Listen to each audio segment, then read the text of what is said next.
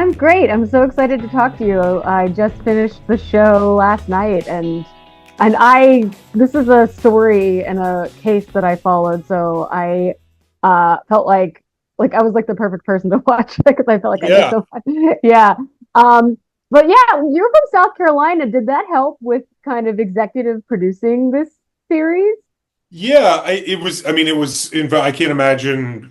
Frankly, coming to this job and not having that background. I think and it was one of the fundamental things that really drew me to it in the first place creatively. I'm born and raised there. My family's all still back there. My wife's family's all still back there. We spend quite a lot of time there, and so I was very aware of the story, but as it was unfolding, and I was aware of the Murdaugh name. Kind of being in the state growing up, you just kind of there are these names, these legacy names that just sort of are in the ether. And I grew up about an hour and a half away from where all this took place. So it felt, both the state itself and then, but what is that ultimately? It's the communities and the people and the dynamics. And I think that's the thing that I really, I didn't know them personally, obviously, but I felt like I'm from a small town outside of Columbia, South Carolina, that's very rural and has a lot of the same, sort of lifestyle elements and all those things. So it felt very relatable in so many ways. And then, as the story unfolds and the crimes take place and occur and all that, then it becomes, fantastical in so many other ways. So it's both, it was something that was both relatable and accessible in so many aspects that was a big draw for me personally. But yeah, absolutely. Being from there is a huge component of it for me. That's so cool. I realized while watching this, and I knew all the beats of the story, and I was Right. thinking, wow, this is like should be unfilmable because, or like uncinematic because like all the twists and turns. Like I actually was surprised that you included the Stephen Smith stuff because there's not a lot we know about that. But I was wondering, like, did you kind of have to debate of like what to include and what not to include? And does this story feel like a run-on sentence sometimes?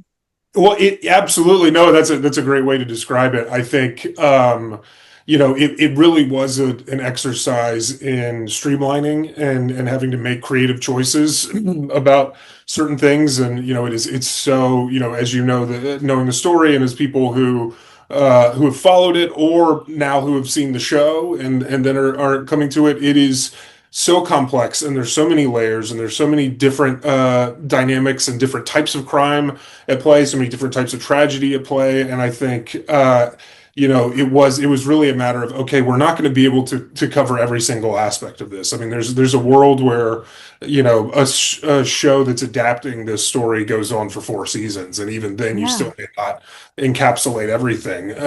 But I think what was really the challenge, and I mean that in a good way, was like, okay, how can we streamline these things? How can we maintain the truth of things and the emotional truth of things, and then adapt those accordingly so that we're telling a cohesive story and an accessible story for the audience. But yeah, I mean, it is Byzantine. There are so many twists and turns, and so many. Just when you think you've got a handle on, oh, it's one of these, then something completely different happens. And the Stephen Smith thing, that was a conversation that Aaron Lee Carr, who's my co-creator, and my incredible writing staff, when we were in the writers' room, we had a lot of conversations about, do we include this or do we not? And it felt like it was an important element, both in terms of Stephen's story in and of itself, and then also how a small town rumor mill can just get up and running and then just become this monster feasting on itself, and how that can basically ensnarl everybody and just take a hold of a narrative that isn't necessarily true, but makes sense to everyone else. Yeah, I thought you handled it well too with like Buster because there's so much we don't know about what happened with if he was involved in that. And I thought that you handled that in a way where, because without kind of imagining what might have happened. But I did want to ask you, this really paints Alec as a monster, obviously. But it really redeems Paul and Maggie, especially Paul. Did you find any evidence that he was struggling with guilt toward the end of his life? I know you had to fill in a lot of blanks there, and I was just wondering if, like, in your research, did what you came across. Yeah, absolutely. No, I mean, it is important to, remember and in general that we're inspired by this story and we're basing it on this story. And so, as you said, as you so well put it, we're having to fill in a lot of gaps. But we did a lot of research and a lot of through Mandy Matney, who's, the journalist whose podcast we were adapting, both the work she'd already done, but then also what was just as invaluable were the connections that she had that we then had access to through her, and getting to know people who knew, talking to Mark Tinsley, who knew Paul from when he was Mm, a little boy, up until when he died, and was on the other side of the boat crash civil suit, and then talking just to other, like friends of Paul's parents and people who were around him, and just other people who were close to the family and knew him. And it really was, it seemed like, first and foremost, again, we don't, we're making our own inferences, but it seems as though was a real duality to him, in the sense of, and it seemed like he was very much dealing with, substance abuse, like, alcoholism, yeah, and yeah, he wasn't given the necessary tools and resources, or hadn't come to accept those in a way yet, hadn't really never really had the chance to. And I mean, the best example I can tell of, that he was struggling, he was still and always struggling with guilt, is that, um there were reports of this, but it was also something we verified and was true, that he rode around in his truck up until he died with Mallory's obituary. So that wow, was, and he lost all his friends. And again, that's not to, yeah, for us, it's not to try to sugarcoat anything he did right, or to make light of, because he obviously very much was, responsible in ways either directly or indirectly for the loss of a, yeah, young woman's life. It's not to, lessen that, or, sort of sugarcoat that in any way, but it's also to show there was a complexity to him that I think gets overlooked when it's just viewed through boat crash, driver, spoiled kid. And I think there was mhm. more to him than that, at least in our understanding of him, and certainly in our interpretation on the screen. Yeah, I found that really fascinating. I also want to ask about the golden sneakers that Maggie wears. Was that based on a true story? And like, I thought maybe something happened between her and that woman. I didn't know if you were It's trying. interesting that Yeah, other people have, which was never, Anna Fishko, who was co-EP on the show, and wrote that episode, and produced it.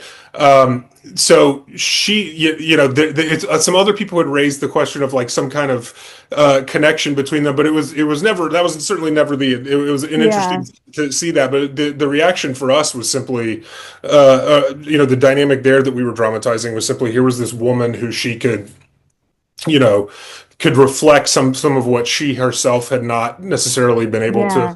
strive for and experience, and that she could then try on this Margaret, Ah, persona in a way that's not, there's a comfort and a safety there, where this woman's not judging her in a certain way, and it's out of the space and time of Hampton, and that kind of thing. So yeah, there was certainly, it was interesting though. There were we saw some other reactions that were similar. The shoes thing was, we took a detail that she had an affinity for this certain brand of shoes, which it wasn't those shoes that are in the show, but it was similar, and that real Maggie had an affinity for those, and so we just sort of built a little mini narrative, an emotional symbol around those shoes, as, again, as to be a story truth of things, even though, yeah, the truth wasn't that she, was inspired by this woman whose cool shoes she right. saw in the Bahamas. But yeah.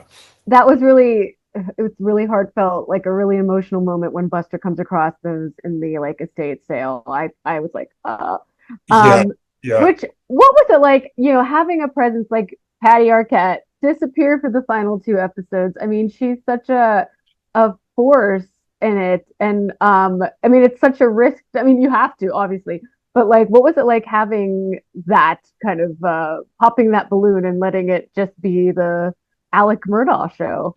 Well, it's interesting, just purely practically. When we sold the show to Hulu initially, the trial hadn't happened, and so the original way that we pitched it was that, um, our June 7th episode wasn't going to be until the next to last episode, and so we would have only been. But then the Yeah, trial happened, and then the trial is obviously its own, it could have been its own season, a Yeah. season unto itself, and we didn't, so we realized obviously we got to cover that, and we wanted to kind of sort of wrap as neat of a bow on the story as we could, or as you can possibly do with a story like this. But I think the thing for us is both Patricia and Johnny are so terrific, and especially once Yes.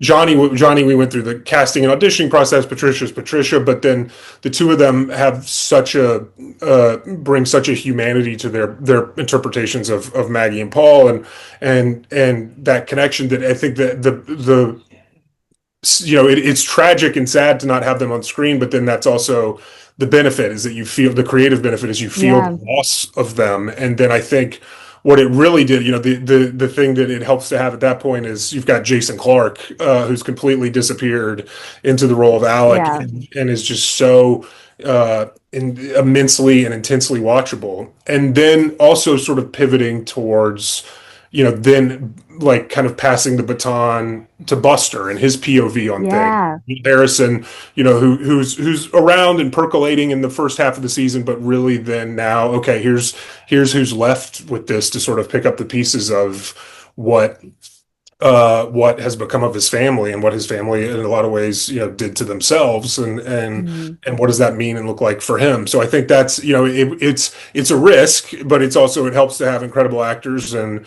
Will Harrison and Jason Clarke, and then Yeah. having a great supporting cast with Gerald McCraney and J. Smith Yes. Cameron to be there, and Yeah. then to really feel that loss of them, of Yeah. Maggie and Paul, as saying characters is odd because they're real people, but as our Yeah. characters, and as Right. and Patricia and Johnny within the story. Yeah, I really like that final moment with Buster and Alec in jail where he's like, why didn't you invite me that day? That, which is something I never thought about, as somebody who was, thought I knew everything about this case. And I was like, oh, I never thought. Yeah, that really Yeah. it's such a fascinating and confounding question, and it's one that we're story truthing. We're Yeah. feeling that, because there obviously are, there's the real the phone recordings that Mandy had access to, that Yeah. everybody can listen to, and Yeah. where you get the sense of their dynamics, and we obviously then brought that into real life so that they were across from the glass partition. But I think it was that, like, it just seemed organic and natural, that was a question. It was just a question of, like, why didn't he, and then just to dramatize that as sort of that final moment in the series between them felt like a really interesting note to go out on for the two of them. Definitely. I want to ask you about the, like, for, I think it's an episode, the January 7th episode, or Yeah, June June 7th. 7th Yeah, June episode. 7th. What in that episode, you kind of don't show Alec as the one who did it. And I was wondering if you wanted maybe the audience to wonder if he was innocent, or what was the kind of thought process of saving that for the end?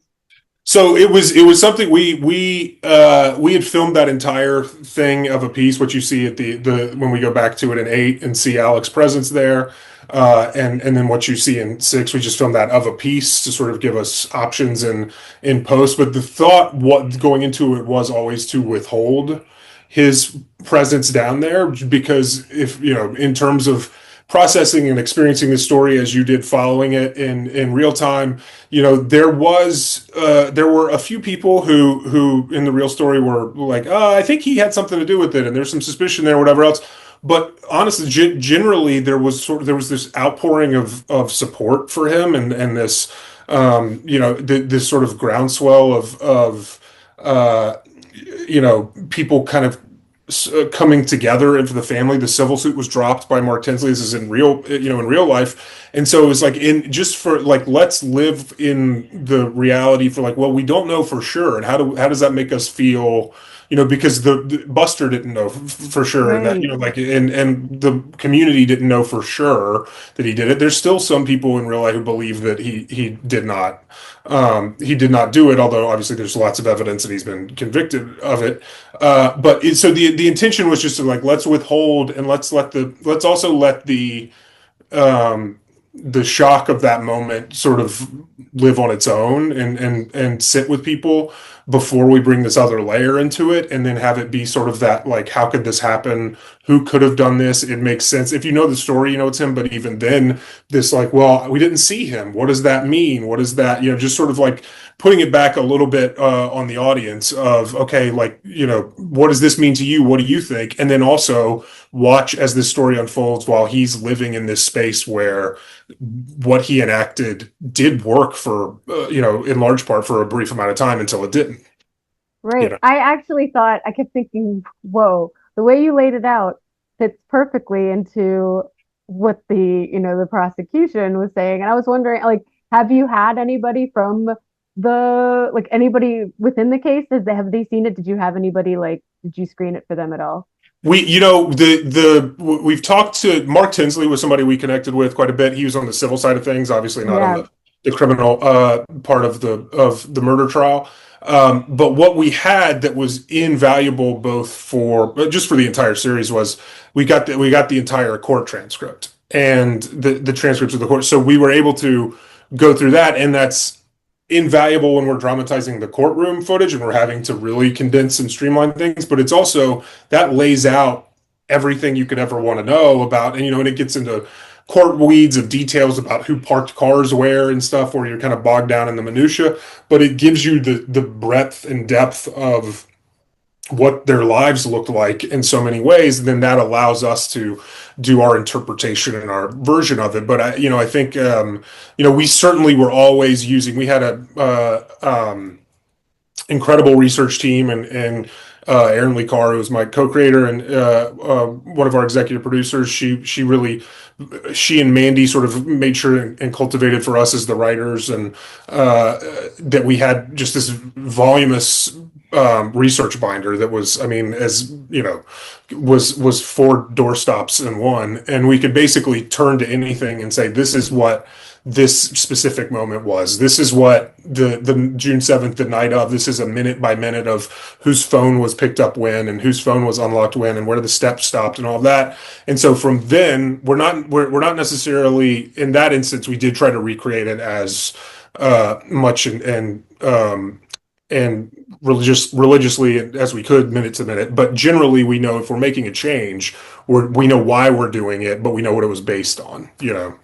If that That makes is fascinating. Yeah, that makes, yeah, because I just kept thinking, wow, if they would have shown this to the jury, it would have been it would have been, like yeah, yeah, yeah. like slam. I mean, it already was after it was only 2 hours, but yeah, I just thought it really laid it out. Like, if there were any doubt before that he wasn't capable of doing this.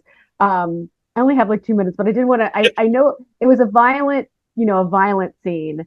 I know you turn away like with the shooting of Paul. Well, I guess what was it like, kind of creating this scene and also knowing that it's like very real and people were, those people who love these people are out there watching it. Absolutely. Well, I mean, I think, you know, you have to, if you're doing that, I think you have to approach it with that reverence and that understanding of that, this isn't some long ago thing. This is very recent, and even if it were long ago, it would still very likely be the most traumatic events that any of these people had survived. And then those are their loved ones. And I think in that regard, it's so you just have to approach it. And I know I certainly did with every, I mean, it was something that certainly kept me up at night in terms of making sure what's the line between Yeah. being gratuitous and self-indulgent for the sake of doing it, but within what's also showing, I think one of the things that for me and a lot of the coverage of this, as I was simultaneously and we were developing this and then watching, or reading a lot of the reaction to things, was how sort of there was this, not universal certainly, but there was this sort of notion of like, well, Paul had it coming, and Maggie was a rich lady who was mean to people in town, and then they got murdered and whatever. And it's like, well, let's try to, without again us spilling into being gratuitous and violence for the sake of violence, but like see how you feel about these human beings after you experience at least a Yeah. facsimile of what the end of their lives were. And I think and I think that's certainly was part of what went into it, was let's treat them with, but let's make sure we're treating them and their survivors and loved ones with the dignity we can in Mm. doing this, and not just being self-indulgent. And I think, and I certainly tried to and worked to infuse that same sensibility into every hire I made. It was the first thing I led with. Every meeting I took, every time we were shooting any one of these scenes that was in some way, shape, or form. I mean, it all touches on tragedy, obviously, but like specifically, like staging. The night of June 7th. It's taking a moment before we do everything, reminding everyone that these were real people's lives that were lost, and that their loved ones are out there, and will, if they don't watch it, they'll be aware of it, and some of them may seek it out. And so, let's try to approach it with the respect and reverence that we can. And I think that's got to be the guiding star. And there's things that you hope you get it right, and treat it with the respect that you would want some version of the worst things that have happened in your life to be, if they were ever to be dramatized in this way, to be handled with care in that regard. But I think it's, Yeah. it is, and a little bit of it was, okay, let's at least try to convey the feeling of what those two people experience, who in so many ways have been, in Paul's case, there's a lot of due criticism and anger towards what his actions were, but he's also a human being, and for whatever he did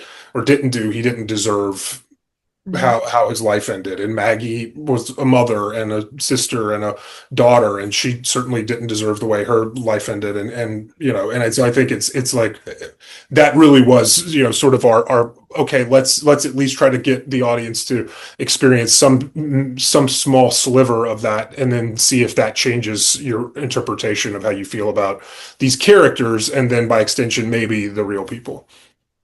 Yeah. Well, this was such a great conversation. Oh my goodness. Yeah, Yeah, thank you. No, great fascinating question. stuff. Oh, great, fascinating stuff. And yeah, what an ambitious project. You really, you guys really covered everything. So Yeah, it's a yeah, lot. yeah, it's a lot. A lot. Yeah. Yeah. Well, thank There's you so much. Oh, go ahead. Were Yeah, you saying one no, more I was thing? just say there's just so much we didn't even get to, not in the I'm show, that we're like sure. we can't even go down that road because we Right. just don't have time. I mean, Right. like a lot of things that didn't get to, like we had written the whole scene of the kids at the bar, and then it's like you run into scheduling and production, Right. the realities of production, and like certain things you got to do. But that was like, that's an incredible moment to explore. There's just Yeah. all kinds of things like that. But thank you, for the questions were terrific. Oh, yeah, no problem. Okay, well, I got to wrap up, but thank you Yeah. so much. All right. Thank you, Megan. Bye.